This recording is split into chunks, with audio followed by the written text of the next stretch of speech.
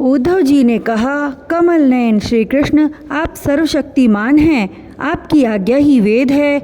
उसमें कुछ कर्मों को करने की विधि है और कुछ के करने का निषेध है। यह विधि निषेध कर्मों के गुण और दोष की परीक्षा करके ही तो होता है। वर्णाश्रम भेद, प्रतिलोम और अनुलोम रूप वर्ण संकर, कर्मों के उपयुक्त और अनुपयुक्त द्रव्य, देश, आयु और काल तथा स्वर्ग और नरक के भेदों का बोध भी वेदों से ही होता है। इसमें संदेह नहीं कि आपकी वाणी ही वेद है, परंतु उसमें विधि निषेध ही तो भरा पड़ा है। यदि उसमें गुण और दोष में भेद करने वाली दृष्टि न हो तो वह प्राणियों का कल्याण करने में समर्थ ही कैसे हो। सर्वशक्तिमान परमेश्वर, आपकी वाणी वेद ही पितर, देवता और मनुष्यों के लिए श्रेष्ठ मार्गदर्शक का काम करता है, क्योंकि उसी के द्वारा स्वर्ग, मोक्ष आदि अदृष्ट वस्तुओं का बोध होता है और इस लोक में भी किसका कौन सा साध्य है और क्या साधन, इसका निर्णय भी उसी से होता है। प्रभो, इसमें संदेह नहीं कि गुण और दोषों में भेद दृष्टि आपकी वाणी वेद के ही अनुसार है, किसी की अपनी कल्पना नहीं। परंतु प्रश्न तो यह है कि आपकी वाणी ही भेद का निषेध भी करती है। यह विरोध देखकर मुझे भ्रम हो रहा है। आप कृपा करके मेरा यह भ्रम मिटाइए।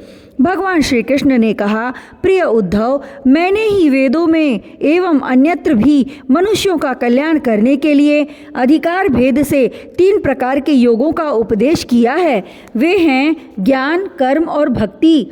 मनुष्य के परम कल्याण के लिए इनके अतिरिक्त और कोई उपाय कहीं नहीं है। उद्धव जी, जो लोग कर्मों तथा उनके फलों से विरक्त हो गए हैं और उनका त्याग कर चुके हैं, वे ज्ञान योग के अधिकारी हैं। इसके विपरीत जिनके चित्त में कर्मों और उनके फलों से वैराग्य नहीं हुआ है, उनमें दुख बुद्धि नहीं हुई है, वे सकाम व्यक्ति कर्म योग के अधिकारी हैं। जो पुरुष न तो अत्यंत विरक्त है और न अत्यंत आसक्त ही है तथा किसी पूर्व जन्म के शुभ कर्म से सौभाग्यवश मेरी लीला कथा आदि में उसकी श्रद्धा हो गई है, वह भक्ति योग का अधिकारी है। उसे भक्ति योग के द्वारा ही सिद्धि मिल सकती है।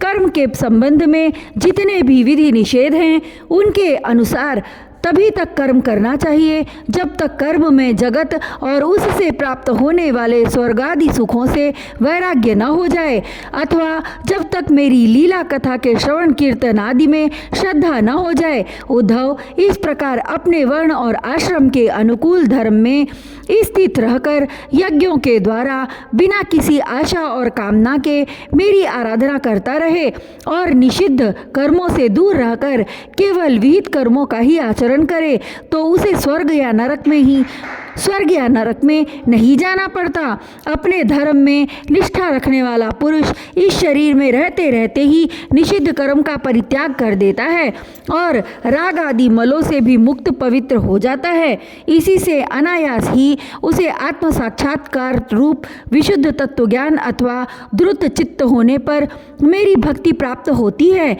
यह विधि निषेध रूप कर्म का अधिकारी मनुष्य शरीर बहुत ही दुर्लभ है। स्वर्ग और नरक दोनों ही लोकों में रहने वाले जीव इसकी अभिलाषा करते रहते हैं, क्योंकि इसी शरीर में अंतःकरण की शुद्धि होने पर ज्ञान अथवा भक्ति की प्राप्ति हो सकती है। स्वर्ग और नरक का भोग प्रधान शरीर किसी भी साधन के उपयुक्त नहीं है। बुद्धिमान पुरुष को न तो स्वर्ग की अभिलाषा करनी चाहिए और न नरक की ही, और तो क्या इस मनुष्य शरीर की भी कामना न करनी चाहिए, क्योंकि किसी भी शरीर में गुण बुद्धि और अभिमान होने से हो जाने से अपने वास्तविक स्वरूप की प्राप्ति के साधन में प्रमाद होने लगता है। यद्यपि यह मनुष्य शरीर है तो मृत्युग्रस्त ही, परंतु इसके द्वारा परमार्थ की सत्य वस्तु की प्राप्ति हो सकती है। बुद्धिमान पुरुष को चाहिए कि यह बात जानकर मृत्यु होने के पूर्व ही सावधान होकर ऐसी साधना कर ले जिससे वह जन्म मृत्यु के चक्कर से सदा के लिए छूट जाए, मुक्त हो जाए। यह शरीर एक वृक्ष है, इसमें घोंसला बनाकर जीव रूप पक्षी निवास करता है।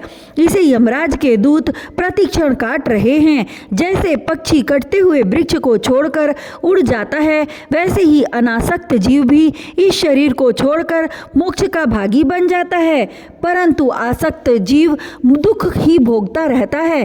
प्रिय उद्धव, ये दिन और रात क्षण क्षण में शरीर की आयु को छीन कर रहे हैं। यह जानकर जो भय से कांप उठता है, वह व्यक्ति इसमें आसक्ति छोड़कर परम तत्व का ज्ञान प्राप्त कर लेता है और फिर इसके जीवन मरण से निरपेक्ष होकर अपने आत्मा में ही शांत हो जाता है। यह मनुष्य शरीर समस्त शुभ फलों की प्राप्ति का मूल है और अत्यंत दुर्लभ होने पर भी अनायास सुलभ हो गया है। इस संसार सागर से पार जाने के लिए यह एक सुदृढ़ नौका है। शरण ग्रहण मात्र से ही गुरुदेव इसके केवट बनकर पतवार का संचालन करने लगते हैं और स्मरण मात्र से ही मैं अनुकूल वायु के रूप में इसे लक्ष्य की ओर बढ़ाने लगता हूँ। इतनी सुविधा होने पर भी जो इस शरीर के द्वारा संसार सागर से पार नहीं हो जाता, वह तो अपने हाथों अपने आत्मा का हनन अधः पतन कर रहा है। प्रिय उद्धव, जब पुरुष दोष दर्शन के कारण कर्मों से उद्विग्न और विरक्त हो जाए, तब जितेंद्रिय होकर वह योग में स्थित हो जाए और अभ्यास आत्मानुसंधान के द्वारा अपना मन मुझ परमात्मा में निश्चल रूप से धारण करे। जब स्थिर करते समय मन चंचल होकर इधर उधर भटकने लगे, तब झटपट बड़ी सावधानी से उसे मनाकर, समझा बुझाकर, फुसलाकर अपने वश में कर ले। इंद्रियों और प्राणों को अपने वश में रखे और मन को एक क्षण के लिए भी स्वतंत्र न छोड़े। उसकी एक एक चाल, एक एक हरकत को देखता रहे। इस प्रकार सत्व संपन्न बुद्धि के द्वारा धीरे धीरे मन को अपने वश में कर लेना चाहिए। जैसे सवार घोड़े को अपने वश में करते समय उसे अपने मनोभाव की पहचान कराना चाहता है, अपनी इच्छा के अनुसार उसे चलाना चाहता है और बार बार फुसलाकर उसे अपने वश में कर लेता है, वैसे ही मन को फुसलाकर उसे मीठी मीठी बातें सुनाकर वश में कर लेना भी परम योग है। सांख्य शास्त्र में प्रकृति से लेकर शरीर पर्यंत सृष्टि का जो क्रम बतलाया गया है, उसके अनुसार सृष्टि चिंतन करना चाहिए और जिस क्रम से शरीर आदि का प्रकृति में लय बताया गया है, उस प्रकार लय चिंतन करना चाहिए। यह क्रम तब तक जारी रखना चाहिए जब तक मन शांत स्थिर न हो जाए। जो पुरुष संसार से विरक्त हो गया है और जिसे संसार के पदार्थों में दुख बुद्धि हो गई है, वह अपने गुरुजनों के उपदेश को भली भांति समझकर बार बार अपने स्वरूप के ही चिंतन में संलग्न रहता है। इस अभ्यास से बहुत शीघ्र ही उसका मन अपनी वह चंचलता जो अनात्मा शरीर आदि में आत्मबुद्धि करने से हुई है, छोड़ देता है। यम नियम, आसन, प्राणायाम, प्रत्याहार, धारणा, ध्यान, समाधि आदि योग मार्गों से वस्तु तत्व का निरीक्षण परीक्षण करने वाली आत्मविद्या से तथा मेरी प्रतिमा की उपासना से अर्थात कर्म योग, ज्ञान योग और भक्ति योग से मन परमात्मा का चिंतन करने लगता है और कोई उपाय नहीं है। उद्धव जी, वैसे तो योगी कभी कोई निंदित कर्म करता ही नहीं, परंतु यदि कभी उससे प्रमादवश कोई अपराध बन जाए तो योग के द्वारा ही उस पाप को जला डाले। कृच्छ्र, चंद्रायण आदि दूसरे प्रायश्चित कभी न करे। अपने अपने अधिकार में जो निष्ठा है वही गुण कहा गया है। इस गुण दोष और विधि निषेध के विधान से यही तात्पर्य निकलता है कि किसी प्रकार विषयासक्ति का परित्याग हो जाए, क्योंकि कर्म तो जन्म से ही अशुद्ध है, अनर्थ के मूल है। शास्त्र का तात्पर्य उनका नियंत्रण नियम है। जहाँ तक हो सके प्रवृत्ति का संकोच ही करना चाहिए। जो साधक समस्त कर्मों से विरक्त हो गया हो, उनमें दुख बुद्धि रखता हो, मेरी लीला कथा के प्रति श्रद्धालु हो और यह भी जानता हो कि सभी भोग और भोग वासनाएं दुख रूप हैं, किंतु इतना सब जानकर भी जो उनके परित्याग में समर्थ न हो, उसे चाहिए कि उन भोगों को तो भोग ले, परंतु उन्हें सच्चे हृदय से दुखजनक समझे और मन ही मन उनकी निंदा करे तथा उसे अपना दुर्भाग्य ही समझे। साथ ही इस दुविधा की स्थिति से छुटकारा पाने के लिए श्रद्धा, दृढ़ निश्चय और प्रेम से मेरा भजन करे। इस प्रकार मेरे बतलाए हुए भक्ति योग के द्वारा निरंतर मेरा भजन करने से मैं उस साधक के हृदय में आकर बैठ जाता हूँ और मेरे विराजमान होते ही उसके हृदय की सारी वासनाएं अपने संस्कार के साथ नष्ट हो जाती हैं। इस तरह जब उसे मुझ सर्वात्मा का साक्षात्कार हो जाता है तब तो उसके हृदय की गांठ टूट जाती है, उसके सारे संशय छिन्न भिन्न हो जाते हैं और कर्म वासनाएं सर्वथा क्षीण हो जाती हैं। इसी से जो योगी मेरी भक्ति से युक्त और मेरे चिंतन में मग्न रहता है उसके लिए ज्ञान अथवा वैराग्य की आवश्यकता नहीं होती।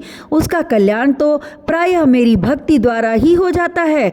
कर्म, तपस्या, ज्ञान, वैराग्य, योगाभ्यास, दान, धर्म और दूसरे कल्याण साधनों से जो कुछ स्वर्ग, अपवर्ग, मेरा परम धाम अथवा कोई भी वस्तु प्राप्त होती है वह सब मेरा भक्त मेरे भक्ति योग के प्रभाव से ही यदि चाहे तो अनायास ही प्राप्त कर लेता है। मेरे अनन्य प्रेमी एवं धैर्यवान साधु भक्त स्वयं तो कुछ चाहते ही नहीं। यदि मैं उन्हें कुछ देना चाहता हूँ और देता भी हूँ तो भी दूसरी वस्तुओं की तो बात ही क्या, वे कैवल्य मोक्ष भी नहीं लेना चाहते। उद्धव जी, सबसे श्रेष्ठ एवं महान निःश्रेयस परम कल्याण तो निरपेक्षता का ही दूसरा नाम है। इसलिए जो निष्काम और निरपेक्ष होता है उसी को मेरी भक्ति प्राप्त होती है। मेरे अनन्य प्रेमी भक्तों का और उन समदर्शी महात्माओं का जो बुद्धि से अतीत परम तत्व को प्राप्त हो चुके हैं, इस विधि और निषेध से होने वाले पुण्य और पाप से कोई संबंध ही नहीं होता। इस प्रकार जो लोग मेरे बतलाए हुए इन ज्ञान, भक्ति और कर्म योग का आश्रय लेते हैं वे मेरे परम कल्याण स्वरूप धाम को प्राप्त होते हैं, क्योंकि वे परम ब्रह्म तत्व को जान लेते हैं।